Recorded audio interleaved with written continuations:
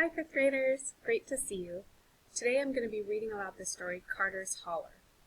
It's probably a good idea for you to have a copy of the story there with you to follow along while I'm reading, so you can write right on it. Remember that you're listening for the character that has the most power, and how do you know they have the most power, the problem in the story and how that problem gets solved, a theme that the author develops in this story, and what symbols the author uses throughout this story. Carter's Holler by Kimber Gish. Trouble was a-brewin'. I'd been feelin' it for days, an uneasy, restless feeling, like fire shut up in my bones. I couldn't put a name to what ailed me, except that Tom Lynn, my dearest friend, who'd come over to eat at our house whenever I cooked and sit on the porch swing with me these past 3 years, ever since I was 10, had disappeared. Nobody knew what had happened to him, though they'd searched and searched. Didn't scare him off now, did you? Pap asked with a chuckle.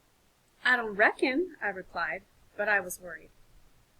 One morning, after Tom had been missing more than a week, I was making sop and biscuits for breakfast, when all of a sudden, I didn't see the cast-iron skillet filled with sop. In my mind, I instead saw a clearing in what looked like Carter's Holler, which lay back in the Kentucky mountains. Folks didn't go up there if they could help it. Some said a boy had disappeared up there and whispered other bad things. In my vision, I saw dogwoods all around, and in the clearing a circle of pale people with large pale eyes, and in the midst of them lay Tom Lynn, fast asleep. One of the strange pale folk bent over him, and her white hair fell about her face. Pap interrupted my reverie. Jenny, Carter, what's the matter with you? Pap demanded. I jumped. My hand had stopped stirring the gravy. I couldn't explain the visions I'd had. All day long I kept thinking about Tom laying there in a death-like sleep, trapped in Carter's Holler. I had to rescue him. I resolved that as soon as my family was in bed, I would go out in the dark alone and find Tom myself. After Mam and Pap had gone to bed, I took a lantern and matches and snuck out. I could only see a little ways in front of me as I headed in the direction of Carter's Holler.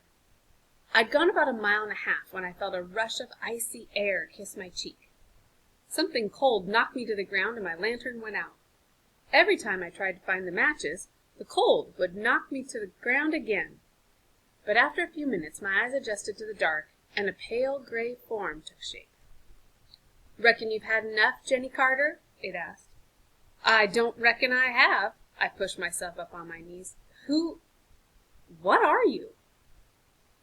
It laughed. It was a boy's voice, a boy who was past the age of being a child, but not quite a man yet. Who was I, you ought to ask, he said. Been gone since your pap was a boy, and nobody ever comes out here to talk to me. Stay here with me. Soon you'll be what I am. A haint. Outsiders called them ghosts or spooks. I can't stay here with you, I said firmly. I've got something I have to do, and I need to get on. No, no, no, cried the haint. I'm so lonely. Then his voice sharpened like the edge of a good knife. I'll make you stay, he said in a voice so fierce it chilled the very marrow of my bones. If I died and became a haint, what would my family do? And who would save Tom? Nobody else even knew where he was. I had to get him. I had to find him somehow, rescue him, do something. Right about then I got an idea. Can you eat? I asked the haint, who stared at me with hollow eyes. I don't know, he said. There's nothing to eat out here but berries and roots. No biscuits, no cornbread, no dumplings, nothing. I reached into my bag and drew out a biscuit spread with homemade apple butter. This is for you, I said, if only you will let me go on my way.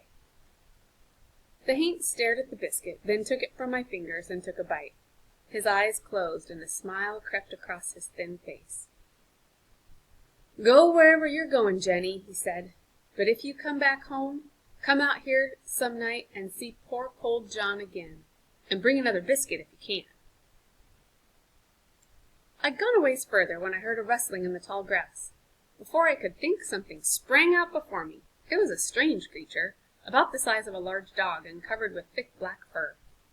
Its tail was long and bushy, and it had long, sharp-looking claws. I'd heard enough stories to know what this was. Once a mountain man met a terrifying critter, and he managed to cut off its tail. It ran off, and since he didn't have any salt, pork, or ham for his soup beans, he used the tail for flavoring. But it came back after its tail that night and tore the man to pieces. If I didn't want the taily-po tearing me to pieces, I'd have to talk fast. "Go back," it said. "Get off my land or I'll tear you to shreds." Tom's face flashed before my eyes. I couldn't abandon him. "Let me pass," I begged. "I won't cause you any trouble." The monster growled again. "No," it said. "You just want to steal my taily-po." "No, I don't. I'd rather season my pinto beans with salt pork or ham." Then I had an idea. I'd made some biscuits with ham and put them into my bag. I reached in and pulled out 2. "Do you want some ham biscuit?" Well, if that didn't beat all I'd ever seen. The taily-po came up close to my hand, it opened its jaws, and I saw its rows of razor-sharp teeth, and I feared it would bite my hand off. But it gobbled up the ham biscuits, and then it stepped back out of my way. "You're welcome to come and go as you like," it said, after a treat like that. And so, my heart still hammering in my chest, I went on. Tom was waiting. I walked on for miles through the dark and the cold, until at last I saw a fire up ahead. This was the clearing in the holler I'd seen in my vision, and there was a ring of pale figures, and in the midst a woman with long white hair. Beside the woman lay Tom, who looked fast asleep. I walked straight up to them and cleared my throat. Everyone whirled around. The woman's pale green eyes blazed, but her lips curled up in a smirk. My heart pounded. "I'm Jenny Carter, a friend of Tom Lynn, and he's wanted back among his own kind," I said, hoping my voice didn't sound as shaky to them as it did to me. All of them laughed, but Tom stirred just then, and after a moment his blue eyes opened. "Jenny?" he asked in a voice so hoarse it sounded like a rusty gate. I ran to him. The lady smiled, but it was a cruel smile. "If you hadn't come," she said, "he would have slept 100 years. "We're going home," I said firmly. "We are the Dogwood people," the woman said. "What makes you think you can take him from us?" I'd heard stories about the Dogwood people. If you didn't cut down dogwoods, they'd grant you favors, but sometimes they showed a mean streak. "He doesn't belong to you," I replied. The woman laughed. "Do you really believe, little girl, that you have what it takes to hold a man? You have my leave to try." I held tight to Tom, but before I could even take another breath, he had turned into a giant copperhead snake. I heard the woman laughing, but I kept my arms tight around Tom. And then the copperhead turned into a bear. I could barely hold on to him, but I held fast, as tight as I could. Before I knew it, the bear had changed, and I held in my arms the taily-po, scratching at my arms and face, biting me with its sharp teeth. But then it was Tom in my arms again, only he was in a death-like sleep. "You can hold him," the woman said, sounding amused, "but you have to carry him a while.